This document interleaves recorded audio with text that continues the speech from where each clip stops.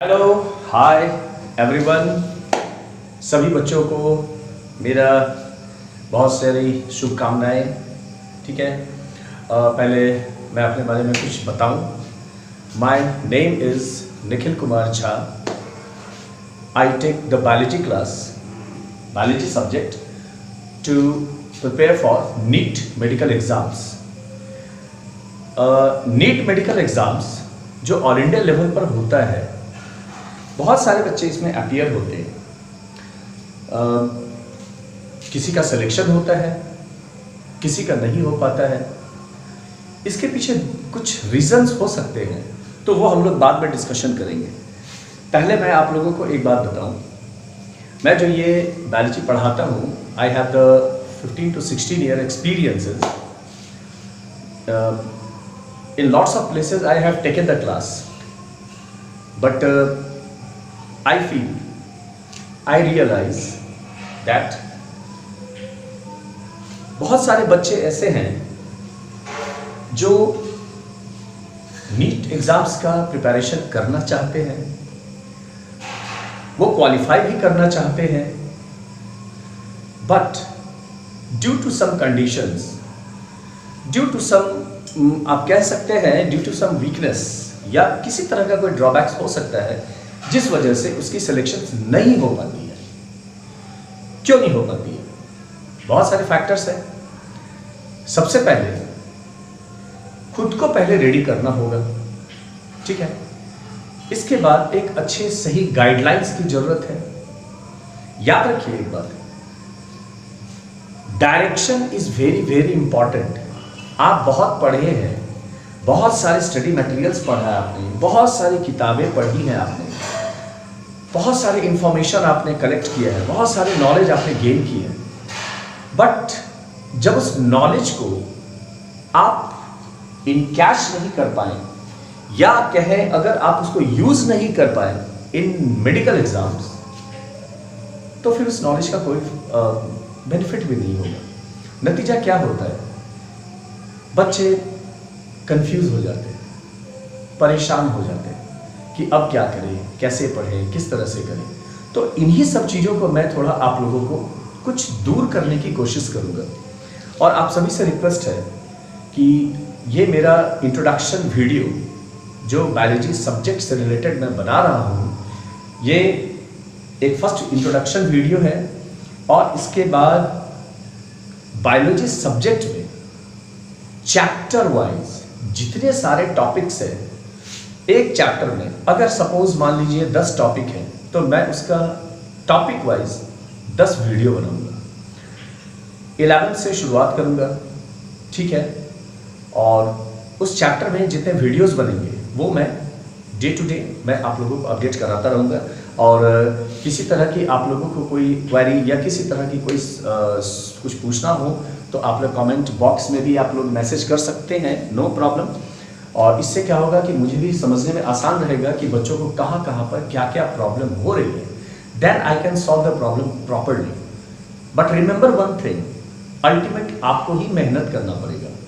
We can guide you, we can make strong you, but ultimately you have to make strong yourself. आपको खुद अपने से तैयार होना पड़ेगा। चलिए, तो हम लोग शुरू करते हैं। पहले सबसे पहले मैं अपने बारे में पहले बताऊं, मैं टीचिंग प्रोफेशन में क्यों आया। बहुत सारे रीजंस हो सकते हैं, कुछ पर्सनल होते हैं।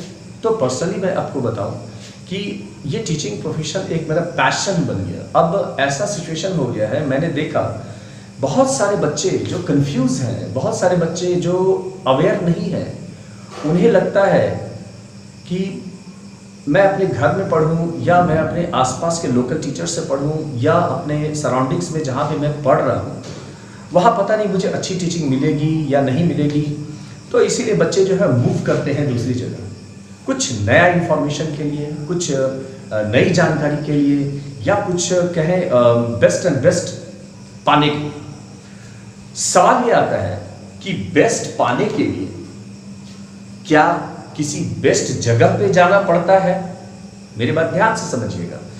किसी बेस्ट चीज को पाने के लिए क्या किसी बेस्ट प्लेस में जाना पड़ता है या किसी बेस्ट टीचर के कांटेक्ट में आना पड़ता है या किसी अच्छे टीचर्स का गाइडलाइंस जरूरी है? आप ये पहले समझ लीजिए। बहुत सारी इंस्टीट्यूशंस हैं, टीचर्स हैं, सभी अपने अपने तरीके से पढ़ाते हैं, they are doing well best. But सबसे बड़ा क्वेश्चन ये है कि इतने के बावजूद भी रिजल्ट्स जो है बच्चे का, बहुत बच्चे जो क्वालिफाई नहीं कर पा रहे हैं या किन्हीं को परफेक्ट गाइडलाइंस नहीं मिल रहा है। रीज़न क्या है? मैं अपने इस YouTube चैनल में आप लोगों को वो सारी बातें खुल के बताऊंगा कि बायोलॉजी सब्जेक्ट की तैयारी आप कैसे करें, किस तरह से बायोलॉजी सब्जेक्ट को आप कमांड कर सकते हैं एंड आप उस सब्जेक्ट से कितना बेनिफिट ले सकते हैं नीट एग्जाम्स में। तो ये मैं डिस्कशन करूंगा, ठीक है, इस इंट्रो वीडियो में। सबसे पहले मैं आपके सामने ये बोर्ड पे लिखा हूं, how to prepare biology for NEET medical exams, यानी बायोलॉजी सब्जेक्ट को आप नीट मेडिकल एग्जाम्स के लिए कैसे पढ़ें। कुछ इसमें टर्म्स है, कंडीशंस है, या अगर आप कहें कुछ फॉलो आपको करना पड़ेगा, तो एक एक करके हम लोग इसको डिस्कशन करते हैं। सबसे पहले कॉन्सेप्ट क्लैरिटी, ये मैं बता रहा हूं। कॉन्सेप्ट क्लैरिटी इसका मतलब ये होता है कि अगर हम किसी भी एक सब्जेक्ट की बात करें, मैं बायोलॉजी की बात कर रहा हूं, तो बायो सब्जेक्ट में अगर मैं सपोज किसी एक चैप्टर से शुरुआत कर रहा हूं, तो सबसे पहले मैं एनसीईआरटी टेक्स्ट बुक को प्रेफर करता हूं। सबसे पहले आप अपने कॉन्सेप्ट को मजबूत बनाएंगे इस बुक से पहले। I am talking about biology subject. तो सबसे पहले बच्चों हम लोगों को एनसीईआरटी को थॉरली पढ़ना है, ठीक है। आप जब एनसीईआरटी को पढ़ते हैं तो इसमें क्या फायदा है ये तो मैं फिर बताऊंगा।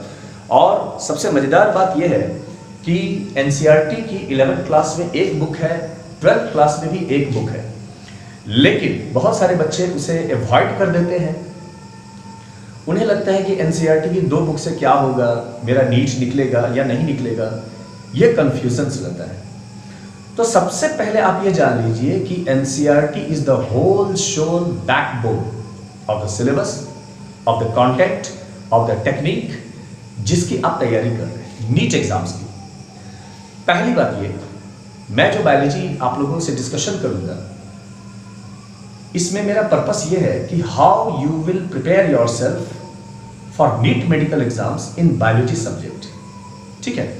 तो मेरा पहले वही टारगेट है जिस पर मैं एक एक करके डिस्कशन कर रहा हूं। सबसे पहले बच्चों कॉन्सेप्ट क्लैरिटी, ये आपको मैंने बता दिया। चैप्टर को आप थॉरली पढ़ें स्टार्टिंग से एंडिंग तक, 1 बार 2 बार 3 बार रेगुलर रीडिंग दें, रेगुलर रीडिंग। उस चैप्टर का कॉन्सेप्ट आपके दिमाग में आ जाता है। सेकंड है regular revision, this is very important. आप कैसे रिवाइज करते हैं ये आपके ऊपर डिपेंड करेगा। आप डेली रिवीजन कर सकते हैं, आप वीकली रिवाइज भी कर सकते हैं, बाई वीकली भी कर सकते हैं, हाँ मंथली कर सकते हैं, लेकिन एक मंथ में आपने जितना पढ़ा वो सभी को। ईयरली रिवीजन ना करें, ये ईयरली रिवीजन में कुछ प्रॉब्लम हो सकती है, बहुत कुछ आप भूल सकते हैं, ठीक है। चलिए नेक्स्ट है प्रैक्टिस द डायग्राम, चार्ट्स, ये सबसे इंपॉर्टेंट है। मैं आप लोगों को एक बात बताता हूं, नीट मेडिकल एग्जाम्स में अगर हम बात करें बायोलॉजी सब्जेक्ट का, तो याद रखिए इस बायोलॉजी सब्जेक्ट में टोटल 90 क्वेश्चंस होते हैं, right. Out of this 90 questions I think percentage के केस में अगर बताएं, more than 95% is directly indirectly from NCERT textbook। ये मैं नहीं बोल रहा हूं, ये प्रीवियस ईयर्स के क्वेश्चन बोल रहे हैं। आप प्रीवियस ईयर्स के क्वेश्चन को देखें। जस्ट एज एन एग्जांपल, मैं पिछले साल 2020 के क्वेश्चंस का डिस्कशन करता हूं। लास्ट ईयर 2020 में टोटल 90 क्वेश्चंस आए थे बायो में, होते हैं, और हम लोगों ने देखा कि 90 में 90 questions was directly indirectly from NCERT text book. अब आप ये बताइए पूरा का पूरा क्वेश्चंस तो एनसीईआरटी से है ना। लेकिन डिफरेंस क्या है, कुछ बच्चे अच्छा मार्क्स स्कोर किए, कुछ बच्चे एवरेज मार्क्स स्कोर किए, और कुछ बच्चे मार्क्स स्कोर नहीं कर पाए। रीजन, सभी की सोच अलग अलग है, सभी के पढ़ने का तरीका अलग अलग है, ठीक है। तो उस हिसाब से वो अपने आप को एडजस्ट करते हैं। सबसे ज़्यादा इंपॉर्टेंट एक बात ध्यान रखें, मैं एक सेंटेंस में कहता हूं, आप कितना पढ़ते हैं, कहां से पढ़ते हैं, किस किताब से पढ़ते हैं, किस मॉड्यूल से पढ़ रहे हैं, किस पैकेज से पढ़ रहे हैं, इट डजंट मैटर। आप कैसे पढ़ते हैं, उसका यूज कैसे करते हैं, दैट इज वेरी इंपॉर्टेंट। आपको बहुत सारे नॉलेज मिल गए, लॉट्स ऑफ नॉलेज, ठीक है। जैसे होता है किसी सब्जेक्ट में अगर आप स्टडी कर रहे हैं, पढ़ते पढ़ते पढ़ते बहुत डीप में चले गए, बट अगर आप ध्यान से देखिए तो क्या उसकी रिक्वायरमेंट है, क्या प्रीवियस ईयर से रिलेटेड वो क्वेश्चंस आए हैं? अगर आए हैं देन वेरी गुड, अगर नहीं आए हैं तो एक बार जरूर सोचिएगा इस बात को। तो कहने का मतलब यह है कि आप कितना पढ़ते हैं, ये इसका कोई पैरामीटर नहीं है, इसका कोई भी पैरामीटर नहीं है, बिकॉज हर स्टूडेंट अपने अपने तरीके से एफर्ट लगाते हैं, कोई ज़्यादा, कोई कम, कोई एवरेज, उस हिसाब से उसके रिजल्ट। हेलो, हाय बच्चों, मैं फिर से एक बार रिकैप कर रहा हूँ।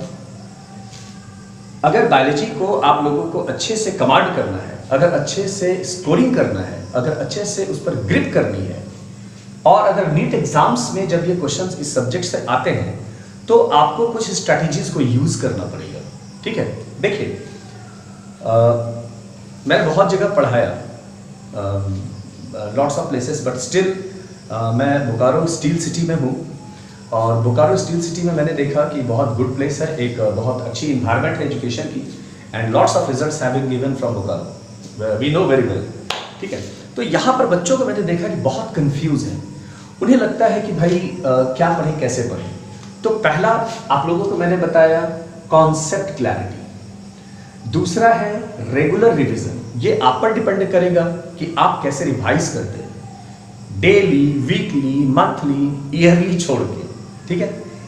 इसके बाद आता है diagrams and charts. This is very very important, very important. ये अगर आप अच्छे से कमांड कर लेते हैं तो समझ लीजिए कि मोर देन 90% कॉन्सेप्ट आपको उस टॉपिक से डायग्राम्स बेस्ड जो है वो आप ऐसे ही क्लैरिफाई हो जाएगा। आने वाले बहुत जो वीडियोस मैं बनाऊंगा, इसमें आप देखेंगे कि फर्स्ट चैप्टर से जैसे मैं स्टार्ट करूंगा, और जो भी चैप्टर्स आएंगे, चैप्टर में कितने टॉपिक्स हैं, वो टॉपिक्स को मैं डिवाइड करके उतने वीडियोस बनाऊंगा, और हर क्लास में, हर वीडियोस में आप लोगों को कुछ सीखने को मिलेगा, कुछ नई बात मिलेगी, शायद आपको वो बहुत हेल्प करे, ठीक है।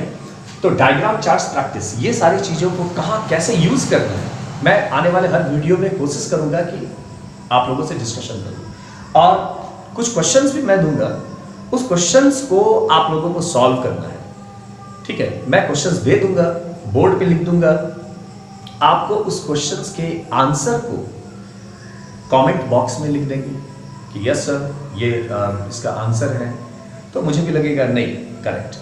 और अगर इसका एक्सप्लेनेशन में जाएंगे तो फिर नेक्स्ट वीडियो जब होगा तो उस क्वेश्चन को हम लोग डिस्कशन करेंगे कैसे होता है। चलिए, ये तो हो गया diagram, charts, practice, that is very important. Chart, table, diagram सारे जितने हैं सभी को आपको अच्छे से देखना है। नेक्स्ट हम लोग आते हैं, जैसा कि after diagram, charts, practice, next है प्रीवियस ईयर क्वेश्चंस। ये भी काफी इंपॉर्टेंट है। ये आप समझ लीजिए कि प्रीवियस ईयर्स क्वेश्चंस जो है 30 ईयर 40 ईयर के क्वेश्चंस, वो सारे क्वेश्चंस को आपको देखने होंगे कि कहां से आ रहा है, कैसे आ रहा है, किस तरह से आ रहा है, समझ रहे हैं? आपको बहुत सारा रास्ता खुल जाएगा। और चूंकि आप लोगों को पढ़ने में थोड़ी सी ज़्यादा परेशानी होगी, इसीलिए ये टीचर्स इजीली कर सकते हैं, एक्सपर्टाइज होते हैं उसमें, हर सब्जेक्ट टीचर अपने आप में एक्सपर्ट्स होते हैं, ठीक है। चलिए, तो प्रीवियस ईयर्स क्वेश्चन को भी प्रैक्टिस करना है बच्चों। नेक्स्ट इज, ये सबसे इंपॉर्टेंट है, नो अबाउट योरसेल्फ। इसका मतलब ये हुआ, आप ध्यान से समझिएगा मैं जो बता रहा हूं। नो अबाउट योर सेल्फ, यानी अपने आप को पहचानिए। अब वैसे तो मैं बहुत पुरानी बात बोल रहा हूँ, बहुत सारे पेरेंट्स होते हैं अपने बच्चे को बोलते हैं, बहुत सारे टीचर्स होते हैं अपने बच्चे को बोलते हैं, स्टूडेंट्स को, कि बाबू ऐसे पढ़ो, बाबू ऐसे पढ़ो, या आप ऐसे करो, आप ऐसे करो।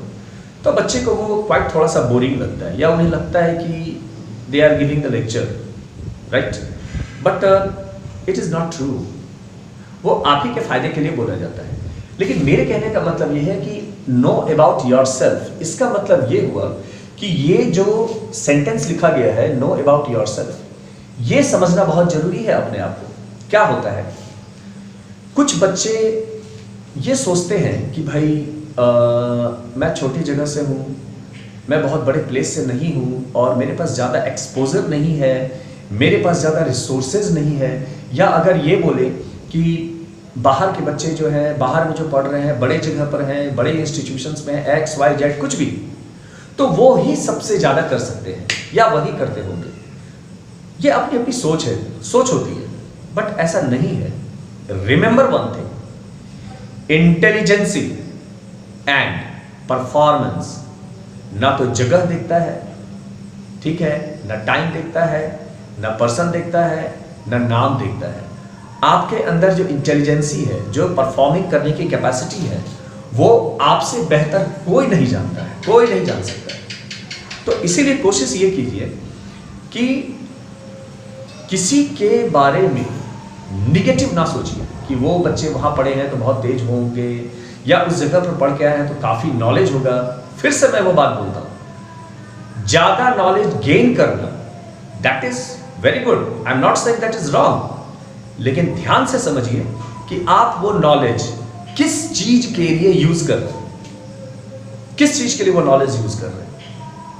अगर आप रिसर्च कर रहे हैं, साइंटिस्ट बनना है, या आपको हायर एजुकेशन में जाना है, वो अलग ट्रैक हुआ। बट अगर आप नीट IIT की अगर तैयारी कर रहे हैं, नीट की, तो वो एक कॉम्पिटिटिव एग्जाम्स है, तो उसके लिए आपको उसी के अकॉर्डिंग चलना पड़ेगा। तो सबसे पहले सिलेबस से रिलेटेड वेल एक्वेंटेड हो जाइए एंड पिक्चर को क्लियर कर लीजिए दिमाग में, that NCERT is the backbone. And frankly I am saying, without NCERT you can't imagine about the NEET exams. आप उसके बारे में सोच ही नहीं पाएंगे। क्यों? उसके एक एक सेंटेंस में 10-10 सेंटेंस निकलता है, उसके एक एक वर्ड से 10-10 वर्ड्स निकलता है। डिपेंड करता है कि आप उसको कैसे समझते हैं, कैसे यूज करते हैं, और कितना फायदा लेते हैं। तो ये डिपेंड करता है टीचर्स पे, way of teaching, way of expression, वो किस तरह से आपको समझा रहे हैं। आप किसी भी किताब को पढ़ें, किसी भी मोटी मोटी बुक पढ़ें, चाहे पतली किताब पढ़ें, it doesn't matter. The most important thing is वो पढ़ाई आपको समझ में आई है या नहीं आई है। अगर समझ में आ गई तो आप उसको यूज कर रहे हैं, अगर समझ में नहीं आई तो वो मिसयूज हो गया। सो वी कैन से पढ़ने का क्वांटिटी नहीं होता है कि आप कितना ज्यादा पढ़ रहे हैं, कैसे पढ़ रहे हैं, किस तरीके से पढ़ रहे हैं, कौन से स्ट्रैटेजी के साथ पढ़ रहे हैं, किस प्लानिंग के साथ कर रहे हैं, वो सबसे इंपॉर्टेंट है। बात समझ रहे हैं? मेरे पास बहुत नॉलेज है, लेकिन हम उसको यूज नहीं कर पा रहे। एग्जामिनेशन हॉल में मैं नर्वस फील करता हूं, मेरे अंदर कॉन्फिडेंस नहीं आ पाता है, मुझे रिवीजन नहीं हो पाता है, मुझे याद नहीं रहता है। ये बहुत सारे प्रॉब्लम्स स्टूडेंट के साथ होते हैं। तो इसके पीछे रीजन क्या है? आप वॉल्यूम को देखते हैं कि जितना ज्यादा से ज्यादा पढ़ेंगे उतना ज्यादा अच्छा होगा। गलत। आप ज्यादा पढ़ते हैं वो खराब नहीं है, लेकिन आप उसको यूज कैसे करेंगे एग्जामिनेशन हॉल में, दैट इज वेरी इंपॉर्टेंट। और ये जल्दी ना सीखने को मिलता है, ना देखने को मिलता है, और ना ही किसी से डिस्कशन में कोई बात होती है। सभी आपको बोलेंगे बच्चों ये पढ़ो, बच्चों वो पढ़ो, बच्चों ये किताब पढ़ो, बच्चों वो मटेरियल पढ़ो, बच्चों मेरी क्लासेस कर लो, XYZ कुछ भी। लेकिन ये कोई नहीं बताते हैं, या ये कोई नहीं समझा पा रहे हैं। जानते हैं वो, दे नो वेरी वेल, वो अच्छी तरह से जानते हैं। ये अपनी अपनी पर्सनल थॉट होती है। तो मैं ये वीडियो के थ्रू आप लोगों को ये क्लैरिफाई करना चाहता हूं कि कैसे पढ़ें, किस तरह से पढ़ें, ताकि आपका स्कोरिंग ज्यादा से ज्यादा है। तो ये मेरा इंट्रोडक्शन क्लास था। नेक्स्ट क्लास में मैं चैप्टर से स्टार्ट करूंगा, 11th के सिलेबस से मैं स्टार्ट करूंगा, वीडियो बनाऊंगा, बायोलॉजिकल क्लासिफिकेशन से करूंगा, और उस क्लास में मैं आप लोगों को ये बताऊंगा कि बायोलॉजी सब्जेक्ट में class 11th and class 12th दोनों के सिलेबस में कौन कौन से चैप्टर्स का कितना ज़्यादा वेटेज है नीट एग्जाम्स में, ये मैं एक एक करके आप लोगों को वीडियोस में क्लैरिफाई करूंगा। तो stay with us for the next video. और इसी के साथ हम इस वीडियो को अब एंड कर रहे हैं। और आई थिंक आप लोगों को शायद समझ में आ गई होगी या नहीं आई होगी, तो आप लोग कमेंट बॉक्स में कुछ मुझे लिख के दें, ताकि मैं जब स्टार्ट करूंगा बायोलॉजी क्लासेस और न्यू वीडियो जब मैं स्टार्ट करूंगा बनाना, तो बायोलॉजिकल क्लासिफिकेशन चैप्टर से मैं स्टार्ट करूंगा और उसमें टॉपिक वाइज मैं वीडियो अपलोड करूंगा। उसके बाद हर वीडियो में मैं आपको बताता जाऊंगा कि कैसे कैसे किस तरह से आप टैकल करेंगे, किसी टॉपिक को आप कितनी इजीली समझेंगे और उसको यूज कैसे करेंगे एग्जाम्स में, राइट। तो इसके बाद आप लोगों का नेक्स्ट न्यू वीडियोस होगा और आप लोग कुछ जो भी सजेशंस हो या जो भी हो आप कमेंट बॉक्स में लिखें और लाइक करें, सब्सक्राइब करें। That's it. और नेक्स्ट वीडियो का वेट करें। Okay, till then, okay, bye bye.